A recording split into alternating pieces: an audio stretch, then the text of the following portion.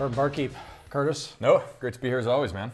Tell you what, we had kind of a dull episode lined up for tonight. Yeah. And I then don't even remember what it was. I just went walking in to Total Wine, which I don't usually go into because Like I'm that, like, yeah, they don't like seeing me there. Mm-hmm. And Total Wine, you know, that's the big guy. Yeah. I don't go in every week. Shout out Total Wine. And spirits.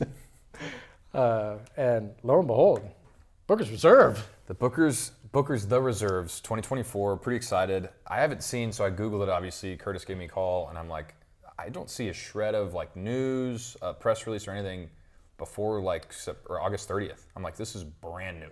So excited to be able to try it tonight with you.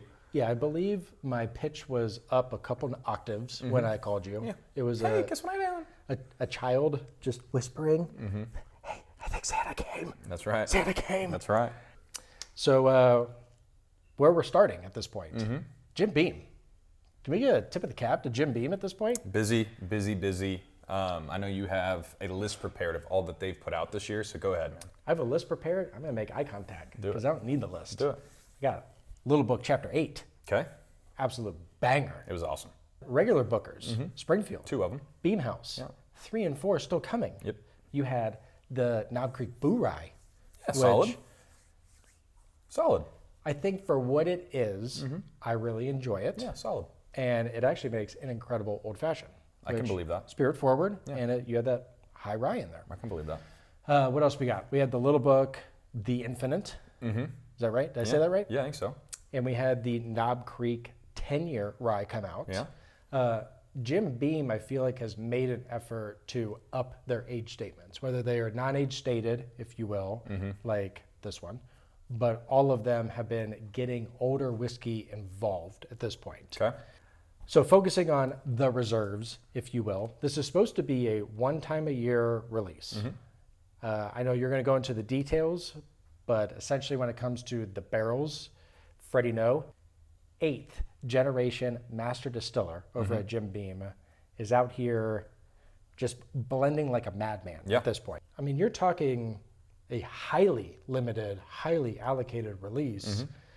So I am very curious if this $130 price tag holds up at this point. Me too. So let's get into a little bit more of the Freddie No aspect of this, and then dive in. Cool. So yeah, so as you guys know, if you bought a box of Booker's before, a coffin, it comes with a little card kind of outlining the reason why they named it such, as well as just some specs and stuff like that. So bear with me, I'm just gonna read a little bit of information on why they put this out, what's in it, that sort of thing. So Freddie felt it was important. Right. Let's give Freddie his due. So we have the reserves 2024, the inaugural reserves, right? 62.95%, that brings in 125.9 proof. And it is 8 years, 2 months, and 12 days old. So there are 8 different bourbons in here. Like you said, Freddie No, Blending Madman, youngest of which being 8 years, 2 months, 12 days. The oldest of which is up there at 14 years, 4 months, 16 days. And they come from 8 different warehouses, a handful of different floors within those warehouses. So in many ways, the Reserves is the same bourbon that you know and love. It's always uncut, it's always unfiltered, just as Booker envisioned when he created his small batch collection. I think he put that in his will. Yeah, something like that. Just make sure you don't screw that up type of thing. Yeah. Make it uncut, don't screw it up. But in other ways, the Reserves is something new.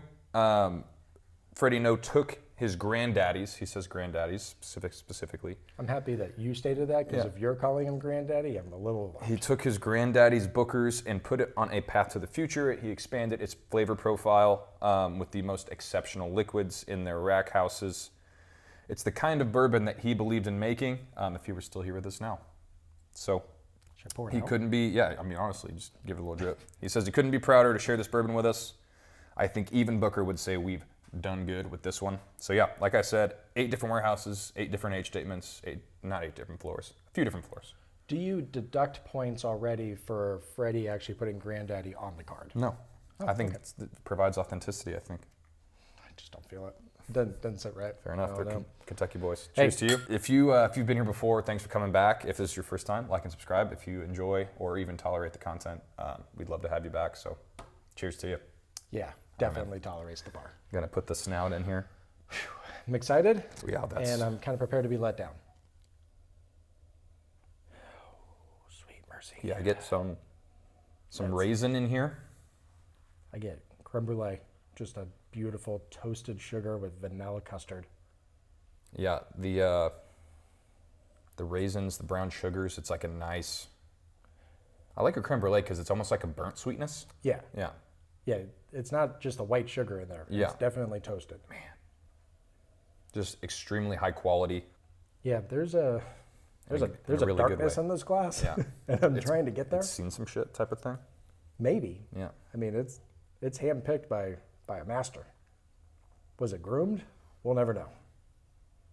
Yeah, there's like a almost like a toasted peanut butter. Mm-hmm. Like everything in here just kind of goes on like a darker realm, which I'm sure we don't know how much the 14 year is in here. It could be a couple drops, Sure. to be fair, and I wouldn't blame them to a certain extent. But this knows the richness. You could tell it's a high proof immediately. Yeah. And I would like to think that you get a lot of age because you're not going any brightness for what we've said. Yeah. All right. All right, man. I Let's got do it. it.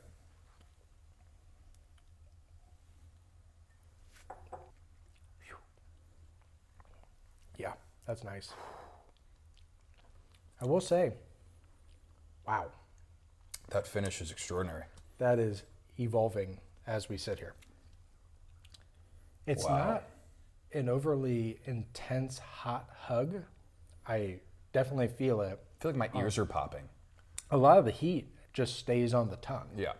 Whereas I don't feel the warmth that I usually get from a Booker's to where it is heat all the way up and down. Yeah, the heat stays up north. That's a good point. As far as notes go, there's like the creme brulee stays, like there's some vanilla and there's still that like burnt sweetness there. Oh, man. I really enjoy that. Yeah. That is a very rich French vanilla ice cream. Yeah. I still get like a raspberry or even a blackberry. It's very desserty with a body that doesn't go ultra sweet with it being as desserty as what it is. Peanut still comes out. It's still a very sweet, rich peanut. Yeah, what did we say? So there's 3 8-year bourbons in here, 3 9-year bourbons in here, a 10 and a 14. So I definitely do get like quite a bit of oak, like that charred oak, alligator skin, if you will. But I mean, man. Yeah, I'm curious. All right, so now acclimate a bit. Let's see what else comes out.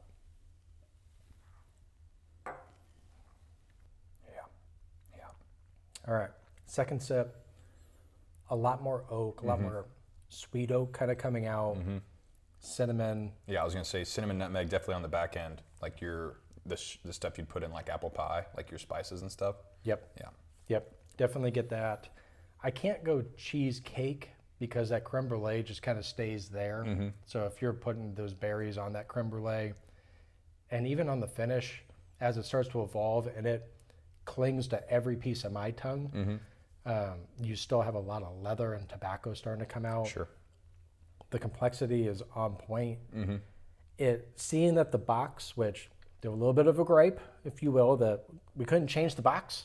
We couldn't do a reserve They on the changed, box. so they put the reserves on the front, and then they changed their wax that they, like a kind of a maker's mark, they changed the color of their wax on the top of the bottle, so. The bottle looks great. The box needs an upgrade. Yeah. But just looking at this, if you handed me this, I would say that is the best Booker's I've had in quite some time. This Yeah. would run laps. We need to find this out.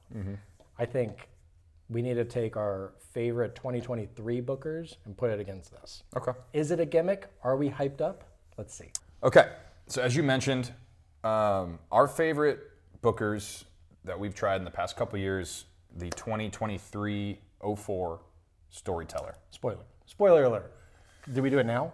We say spoiler alert now. Yeah, so card behind me, we did a 2023 year in review for Bookers early this past year or late last year, can't remember, where we tried all 4 of those Bookers and the Storyteller came out on top. So if you want to watch the episode, it's back there. But yeah, man, we wanted to try the best we've had from Bookers.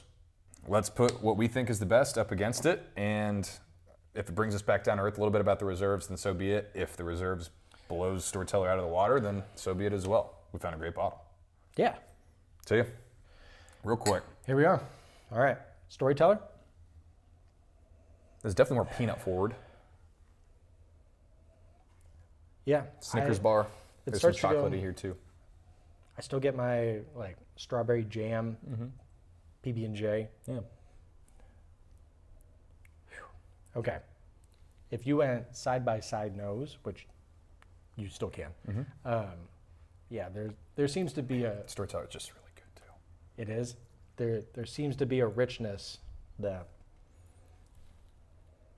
Yeah, there's a quality to the reserves that I think the Storyteller lacks, which is saying something. This is harsher on the nose, and they're the same proof, more or less. Which one's that one? Because you're The Storyteller, sorry. Okay. Yeah, there seems to be going from the reserves to Storyteller. There seems to be a little more ethanol coming out. Yeah. Now, kind of happenstance, Storyteller was actually a fresh pop today. Oh yeah. So, proof, you can see. Yeah. So that could be. What does this run? 126? Take a peek. 63.9, 127.8. So this is even hotter, which makes it feel a little bit better. The ethanol comes out a bit more. There's a bit more burn. Now that's nitpicking to where this is still very rich. Nose-wise, Reserves takes it. I think palate-wise, Reserves takes it as well, albeit not by a landslide. I just think it has the same, kind of like what we were just talking about. It just has the same little, extra ounce of just like high quality, smooth richness that's so tough to come by when you get up north of 120 proof. The smoothness, and this is going to get smoother, which is really scary. The smoothness on the Reserves with this lingering finish with a very great hug without it being overly warming. That's really tough to pull off. Sure. I can confidently say the better. Reserves is not a gimmick at this point. It's fantastic. So if I was staring at, close my eyes, which Booker's batch would I buy, and I would pay up for this, I'm going to pay up. Yeah. So speaking of, thanks for bringing me into that, $130 MSRP. So it's another 30%, 40% on top of what you're paying for Booker's. That brings us into our scoring, man. You know your MSRP. You've tried it. You've nosed it. You've sat with it for a handful of minutes now. Let's grade. More. Senses. All right. Well, here at Bourbon Barkeep, we do two different flavors. We do the Senses, Pure Experience. I don't care what the price is. It could be $20. It could be $200. Yep. Boy, that's really damn good. Oh boy, I'm gonna go. I think I'm gonna go 87. Okay. Like I do think that is kissing on fantastic. Nectar of the Gods. I was gonna go 88. Like Okay. I'm in the same ballpark as you, to where that's about as good as you can get without being in this just elite, like almost mythical tier. Because I think I've graded one bottle in that category. I think it was Little Book. So 88 for me, damn close to it. Bang for the buck. So as Curtis said, we have two different categories we grade on. First one, price is not a factor. This one, price is the only factor. Would you pay up for this bottle at 130? Would you pay more? If you saw it for 130 on the shelf, would you spit on it? That sort of thing. Yeah. At 130, I mean, that's better than a lot of $175, $180 bottles I've tried. Yeah. Like, you think of $180 bottles you've tried. Midwinter, Knob Creek 18, like that's better. Yeah. Flip side, I mean, it does have a little more proof to it. It's different, but Yeah. I mean, like, which one would I rather have? That one, I think. Yeah. Do I feel like I got my $130 worth? Yeah. And then some. I would be tempted to back it up. Even if you took the limited out of it, like if this was a normal Booker's release availability wise, I would be tempted to back this up. Yeah. 14-year-old bourbon in there. 70. I was going to say, I was going to go 75. Yeah. This is an absolute banger. Yeah. It's bitchin'.